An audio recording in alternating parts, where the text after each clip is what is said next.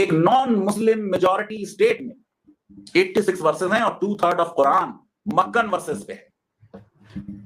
پھر اچھا ایک بات میں جو ہے فیضان مصطفیٰ صاحب میں آپ کو ایک بات اور بھی آپ کے گوش گزار کر دوں, آپ ذرا غور سے سنیے. دیکھیے محترم, آج بھی لوگ یہ دعویٰ کرتے ہیں کہ قرآن میں بڑی تاثیر ہے, دعویٰ کرتے ہیں نا عبدالحمید صاحب کہ قرآن میں یہ تو اللہ کا کلام ہے, اس کی اپنی بڑی جو ہے اس کا اپنا ایک ایفیکٹ ہے, اس کی اپنی تاثیر ہے, یہ دعوے کرتے ہیں نا, آنسو جاری ہو جاتے ہیں, آنسو. بھئی جب قرآن کی تلاوت ہوتی تو لوگوں کی آنکھوں سے آنسو جاری ہو جاتے, کیا عجیب عجیب باتیں ہوتی ہیں. میں دیکھیں فیضان صاحب, آپ ذرا غور کیجئے کہ پیغمبر قرآن ہے, موجود ہے. بھئی جو عقیدہ ہے میں اس کی بات کر رہا ہوں. پیغمبر قرآن موجود ہے اور قرآن جو کہ اللہ کا کلام ہے, خالق کائنات کا کلام ہے, اور یہ جس زبان میں ہے, جس بولی میں ہے قرآن, اس بولی کو ڈائریکٹلی جاننے سمجھنے والے موجود ہیں. پورے کا پورا معاشرہ اس زبان کو جانتا ہے, ان کی اپنی بولی میں قرآن جو ہے, مطلب یہ جیسا کچھ اپنی مدر ٹنگ ہے بھائی, ان کی اپنی مدر ٹنگ میں. اب آپ دیکھیے کہ ان کی اپنی مدر ٹنگ میں اللہ کا پیغام خود پیغمبر قرآن ان کو ان کی اپنی زبان میں پڑھ کر سنا رہا ہے, جس طرح سے آپ نے فرمایا کہ 13 سال تک 86 چیپٹرز پڑھ کے سنا رہا ہے, 86 چیپٹرز. تو آپ کو پتا ہے کہ تاریخ کے مطابق یعنی کچھ تو کہا جاتا ہے کہ 45, کچھ کہا جاتا ہے کہ 86, کچھ کہا جاتا ہے کہ 95, کچھ اس طرح سے لگو کم و بیش اتنے لوگوں نے جو ہے اسلام کو قبول کیا. کیوں؟ اور پھر ظاہر بات ہے وہ جن لوگوں نے اسلام کو قبول کیا ان کی میجورٹی کون ہے؟ سماج کے لٹے پٹے لوگ, پچھڑے ہوئے لوگ, وہ لوگ ہیں. یعنی کوئی تعلیم یافتہ, کوئی جو ہے سمجھ بوجھ رکھنے والے نہیں ہیں, لٹے پٹے لوگ, کیونکہ ان کے پاس اور کوئی آپشن نہیں ہے نا, ان کے پاس اور کوئی آپشن نہیں ہے. اب یہ شخص غلام کی بات کر رہا ہے تو ان کو لگا یار جو ہے یہ ہمارا کوئی آ گیا ہمارا ساتھ دینے والا, تو شاید انہوں نے اسلام کو قبول کر لیا. یعنی انہوں نے اسلام کو کوئی واقعی انٹلیکچوئل بیسس پہ نہیں قبول کیا, یہ ان کی اپنی نیڈ تھی, ان کی اپنی سماجی ضرورت تھی, اس بیس پر جو ہے انہوں نے اسلام کو قبول کیا. تو کہنے کا مطلب یہ ہے, آپ ذرا غور کیجئے کہ قرآن بذات خود اس کی اپنی کوئی تاثیر نہیں ہے سرے سے. اگر تاثیر ہوتی تو یہ اس کی اپنی بولی بولنے والوں کو واقعی اٹریکٹ کیا ہوتا. اگر اس کے اندر کوئی فصاحت و بلاغت, جس طرح سے ہمارے سامنے یہ کہانیاں سنائی جاتی ہیں, اگر ایسا ہوتا تو ان لوگوں پر اس کا ڈائریکٹلی اثر ہوتا نا. کوئی اثر نہیں ہوا, کوئی بھی اثر نہیں. قرآن کا اپنا کوئی اثر ہی نہیں ہے بھائی, کچھ بھی نہیں ہے. تو اچھا یہ ایک پیغمبر, اچھا دیکھیے کہ آپ کے پیغمبر جسے آپ نے جو ہے مان رکھا ہے, آپ سے منوایا گیا ہے کہ یہ آپ کا نبی ہے, یہ بھی ایک بہت بڑا پرابلم ہے. تو دیکھیں کہ آپ کے نبی نے یا منہ بولے نبی نے 13 سال تک مکہ میں زبان چلائی. آپ کے نبی نے 13 سال تک مکہ میں زبان چلائی تو صرف 86 لوگ اسلام قبول کرتے ہیں. مگر یہی شخص, یہی نبی مدینہ میں صرف 10 سال تلوار چلائی تو پورا عرب سرنگوں ہو گیا اسلام کے. آپ کو کیا لگتا ہے اس میں نبی کی اپنی کوئی افیکٹ ہے؟ نہیں, دیکھیں کہ اسلام کے معاملے میں اصل جو فیصلہ کن بات ہے وہ ہے تلوار. اسلام میں نبی کا کوئی کمال نہیں ہے, اسلام میں قرآن کا کوئی کمال نہیں ہے, اسلام میں اسلام نامی آئیڈیالوجی کا کوئی کمال نہیں ہے. اسلام کا اصل کمال اس کی اپنی تلوار ہے, اس کا اپنا زور ہے, زور شمشیر ہے. سمجھ آئیے آپ کو بات؟ اگر واقعی اسلام میں, اسلام کے میسج میں, اسلام کے پیغمبر میں, اسلام کی کتاب میں کوئی کمال ہوتا تو یہ کمال مکہ میں ہونا چاہیے تھا. مکہ میں تو اسلام ناکام ہو گیا, اسلام کا پیغمبر بھی ناکام ہو گیا, اسلام کا اللہ اور اسلام نامی آئیڈیالوجی ناکام ہو گئی. سمجھ آئیے آپ کو بات؟ غور کیجیے, ذرا غور کیجیے. جی جناب آگے چلیے. مدینے کے ہیں 28 سورہ, مدنی سورتیں ہیں, یہ 1/3 آف قرآن. اب وسیم رضوی نے, قرآن کے بہت سے ٹرانسلیشنز ہوئے ہیں, لیکن وسیم رضوی نے جو ٹرانسلیشن یوز کیا ہے وہ یوز کیا ہے انہوں نے मुस्तफा खत्ताब, ये कैनेडियन इजिप्शियन है, इमाम है वहां पर, उनका क्लियर कुरान। अब ये जो ऑथर हैं ये बड़े इंटरेस्टिंग ऑथर हैं, बड़े कंट्रोवर्शियल भी रहे, यंग आदमी हैं।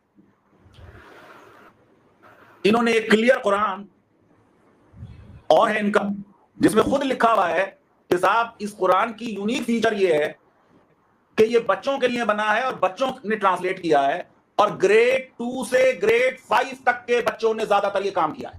वाह वाह, ये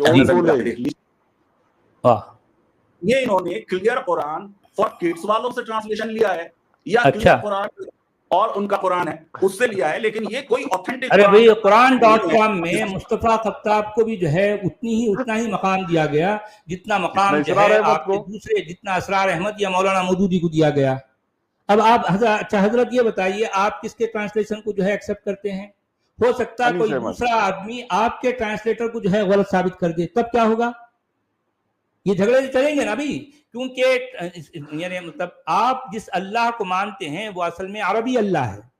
अरबी अल्लाह वो इस कदर मुहताज है, मजबूर है कि अपनी अरबी किताब को नॉन अरब तक पहुंचाने के लिए वो भांत भांत के मुतरजमीन या ट्रांसलेटर्स का मुहताज है। आपका अरबी अल्लाह, उसको अरबी के अलावा कुछ भी नहीं आता। वो बेचारा अपनी एक किताब अरबी में उतारता है और उस किताब को नॉन अरब तक पहुंचाने के लिए मुहताज है, बेबस है। और वो इतना बेबस था, इतना मजबूर था कि पेट्रो डॉलर की करामात हुई तो तब कहीं जाकर उसकी अरबी किताब को दूसरे जो है दुनिया के लैंग्वेजेस में ट्रांसलेट किया गया। अगर ये पेट्रो डॉलर ना आते तो 50 साल पहले तक भी जो हालत थी आज भी कुरान की वही हालत होती। ले दे के 2-3 ट्रांसलेशन ही जो है हो पाए थे, फारसी में, अंग्रेजी में, और फिर शायद 1-2-3 ट्रांसलेशन। दुनिया जहां की जो है जितनी लैंग्वेजेस हैं आज दुनिया में, जितनी जबानें बोली जाती हैं, उन सब में जो तर्जुमा हुआ ये असल में ये किसका तुफैल है? ये तुफैल है पेट्रो डॉलर का।